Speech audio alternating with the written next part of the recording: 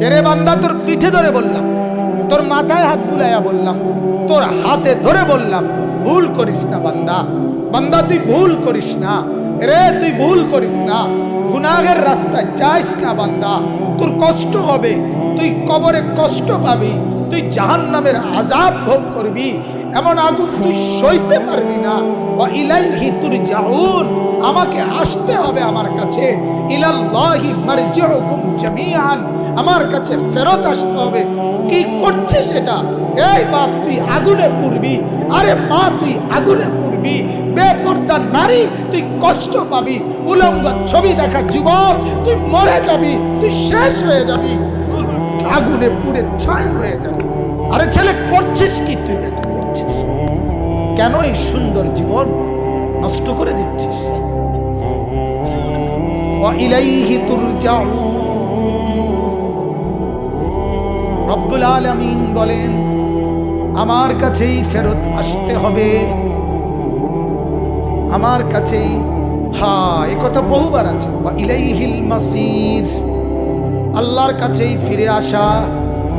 ইলাল্লাহি মারজিউকুম জামিআ সুম্মা তুরাদ্দুনা ইলা আলিমিল গায়বি ওয়াশ শাহাদা।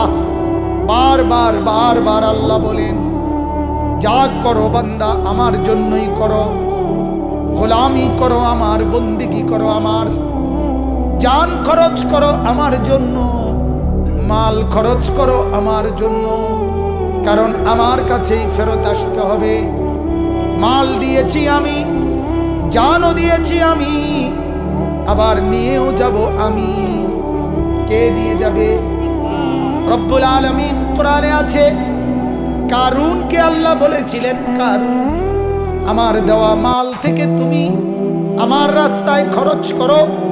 ওয়াবতাগি ফীমা আতাকাল্লাহুদ দারাল আখিরাহ। আল্লাহ বলেন, কারুন আমার দেওয়া মাল, এর থেকে আখিরাতের ঘর তালাশ করো। কারুন জবাবে বলে, কারুন বলেন, ইন্নামা উতিতুহু আলা ইলমিন ইনদি। কারুন নাফরমান বলে, আল্লাহ আমি যা কিছু সম্পদ জমিয়েছি এটা আমি আমার বুদ্ধি আর আমার বিবেক দিয়ে জমিয়েছি।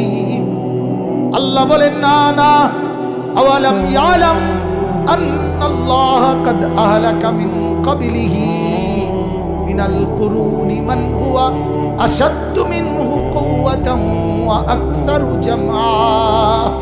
আল্লাহ বলে, কারুন তুই বেঈমান, জানোস না আমি রব্বুল আলামিন এর চাইতে বেশি শক্তিওয়ালা, এর চাইতে বেশি মালওয়ালা বহু বেঈমানকে ইতিপূর্বে ধ্বংস করে দিয়েছি। কি ভাবছো আমাকে? হ্যাঁ নওজোয়ান, কি মনে করছো জিন্দেগি? এই কদ্দুর শরীর,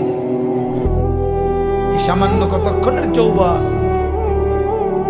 পেটের অসুখ হইলে সোজা হইয়া যাও, মাথায় একটু ব্যথা করলে আর হুঁশ থাকে না, আর রাতও কাটে না, দিনও কাটে।